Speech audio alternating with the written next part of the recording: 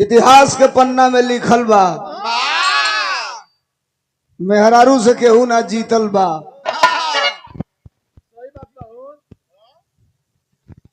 बढ़िया तरह सुन ला लोग, जीव ना मानल है इनका। लास्ट में रोकत रोकत रोकत रोकत रोकत रोकत रोकइबे ना कही। हिले के पलंगिया त रोज हिलाता,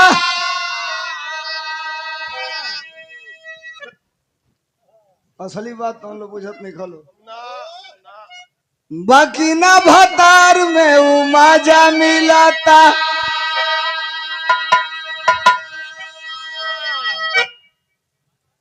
चौकी बहुत नहीं खे,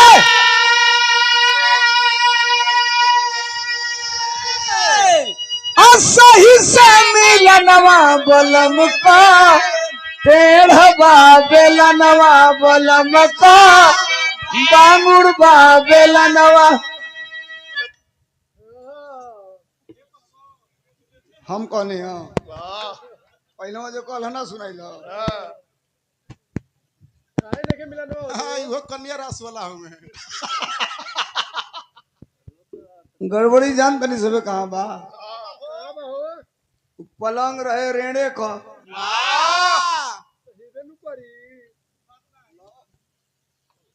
अब दू जगह दू जानी हमसे गावल लो बड़ा एक महीना ही कचाइन के ले लगाना। एक जगह गावल लो तो जो बिरहा करौले रहे उस जंगल में नौगढ़ की आगे चकिया नौगढ़ के बीच में, याद मानो मन पड़ता है, मन पड़ा था। हम अपन गाना गाओ तो जब ये गाना सुनली खड़ा भैले हम कहली भैया जे सट्टा करौले वो हमके तनी आ जाओ लग गए। वही ना कहला का भैया हमको नहीं देखा इनके सट्टा का रुपया मत दिया। कहला काहे गनवा यो गाओ तली हमको नहीं इनके सट्टा का पैसा मत दिया। इस जंगल में से 2 बोटा सेखुआ का लकड़ी काट के 7-7 फुट के इनके गाड़ी में लदवा दा। वो कहना वो कायम कनी रेणे का पलंग बस हारे जब चढ़ के या साइज मिला वाला काम होता तो डक डक डक हिले लगा था। अब सेखुआ अगर रही टाइट रही मजबूत रही एकदम कसल रही तब अब मिलन का हुमचल वही पकड़ा हिले के बात इनको जितना मन करे उतना साइज मिलवे करी। 100 रुपया का पुरस्कार ग्राम प्रधान मुजरी बुजुर्ग के गांव के रहने वाले रवि गौड़ उर्फ बड़कू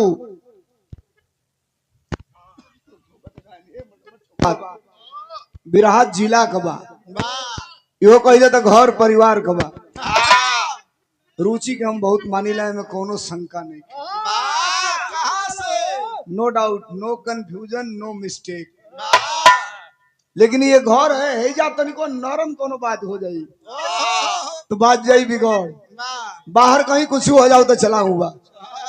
तरज बड़ा बढ़िया बढ़िया सुन ला लोग, इतिहास के पन्ना में लिखल बा मेहरारू से केहू ना जीतल बा। बेलनो वाला सुन लेला लोग, कई गो तरह सुने के मिलल। एक आध लाइन तू नई वेराइटी के चीज कुछ ओकरा बाद तमाम भैया प्रतिनिधि लोग बैठल बा, भाई लोग बैठल बा, सबके सहृदय धन्यवाद बा, नमस्कार बा। आई तनी से कुछ बजा करके चलो मास्टर।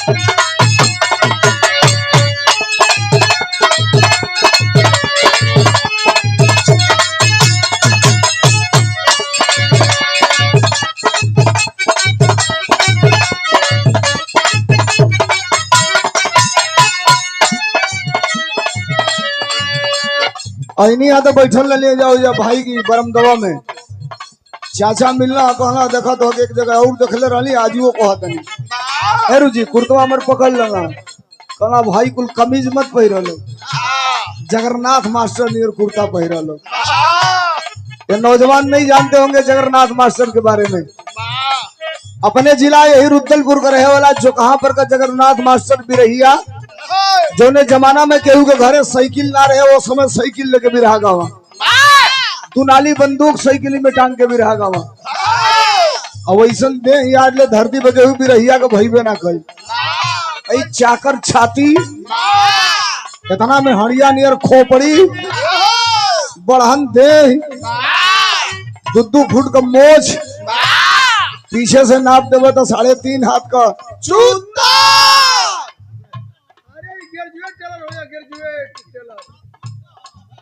अरे बढ़ रही तो सब रही। अच्छा जगन्नाथ के वो खूबी रहे कोनो गवैया से भी रहा गाँव तो डांट दका सटाओ साले पते का भी रहा गई रे जितना कपड़ा में तोरे घर के मेहरारून का पेटीकोट होला उतना कपड़ा में जगन्नाथ मास्टर का लिंगोटा होला।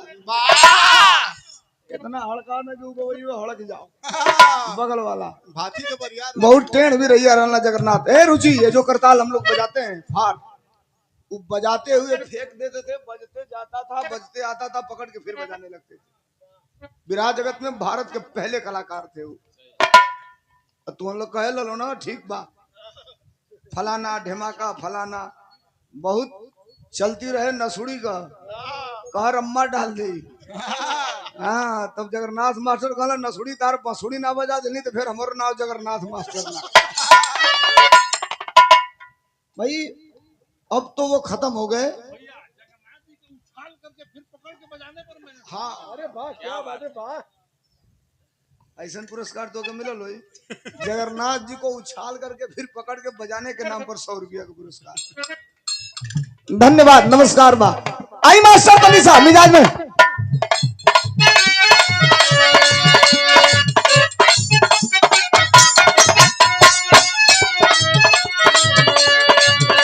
मास्टर गाना बजावा तलन इनमें टोन तनी सा ज्यादा बा हल्का सा तनी सा लेवल उठावा तनी भारीपन करे के हेलो हेलो लेवल तनी सा हेलो पीछे वाले में डिले तनी सा हल्का सा डिले हेलो ठीक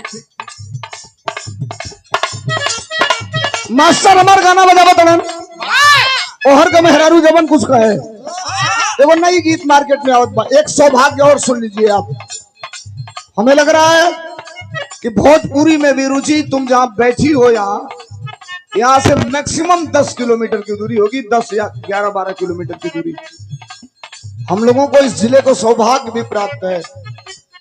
मैं पॉलिटिकल मामलों का बादशाह हूं लेकिन पूरे भारत ही नहीं बल्कि पूरे विश्व के भोजपुरी पर अगर वर्तमान समय में किसी महिला गायिका का राज है तो वो इसी जनपद देवरिया के इसी ब्लॉक के बगल की रहने वाली छोटी बहन जिसका नाम शिल्पी राज एक तरफा इस समय पूरे भोजपुरी पर एक छत्र राज कर रही है। और सुनल जाओ देखो गाना आवत बा हमार उनका साथे 2-4 दिन 10 दिन में आ जाइए आप लोग सुनिया लोग। देखो मेहरारू अपने मर्द को बिगड़ गई बिया गरमा गई बिया मर्दा का करम का है रे तो कलश की हमके बड़ा अब सावन कर था मर्दा कलश काहे तो बतावत दिया का बतावलस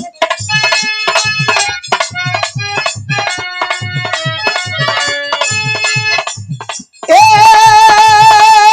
राजा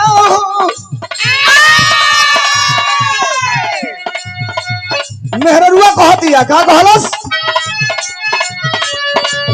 अरे छत पर रही तो बोला ताकि राजा जी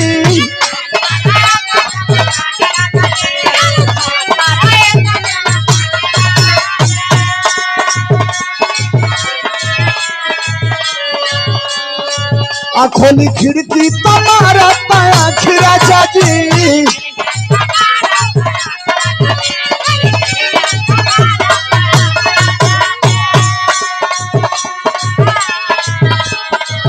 अरे छत पर रही तो बोला ताकि राजा जी खोली खिड़की तुम्हारा आखिरा चाची मरता कहलस कौन है रे मेहरुआ बतावा दिया का बताऊला लफुआ को आइल पलपना गलिया राजा जी लफुआ को आइल पलपना गलिया राजा जी तो भाले बेच दाना कनावा के बलिया बुनलिया किनके लाव राजा जी भले बेच देना। ओहो जिया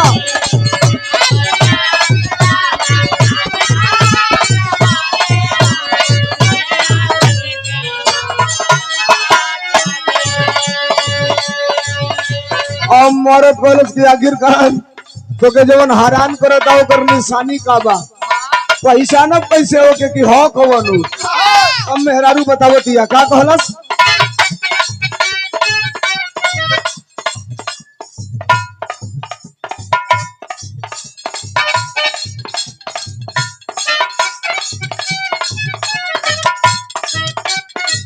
ये केदार भाई जब बिरहा का कार्यक्रम लिखाइल सट्टा लिखाइल तो बात हुई कि साउंड के बारे में जो ही चर्चा हुई इनसे फोन किया गया। भाई ने कोई कमिटमेंट नहीं किया। भोजपुरी की दुनिया में इनका एक अलग नाम है। बिरहा में जहां तक बिरहा है वहां तक केदार भाई का नाम है। रवि रेडियो दुबारी आपके तरफ से सुंदर माला और 200 रुपयों का पुरस्कार देकर के सम्मानित किया गया। सादर धन्यवाद। ये 500 रुपयों का पुरस्कार आया है। में छोड़ के भाग गई ढोलकी बजावल मतलब आनस गई रहे। और राम हरक भाई मैं एक बार इनके घर आया था उस समय हम कहली भाई भौर लगन अबे बाकी भाई इज्जत बिगड़ गई। राम हरक भाई पूरा लगन बजा के ढोलक। यूं कहिए तो हम लोग जब स्ट्रगल किए उस समय इन लोगों ने बड़ी मदद किया। इंसान को आसमान पे उड़ना मना ही नहीं है। आसमान में उड़ना मना ही नहीं है। शर्त यह है कि जमीन को नजरअंदाज न किया जाए। ये 500 रुपयों का पुरस्कार और ढेर सारा माला देकर के सम्मानित किए। राम हरक भैया के सहृदय धन्यवाद। नमस्कार।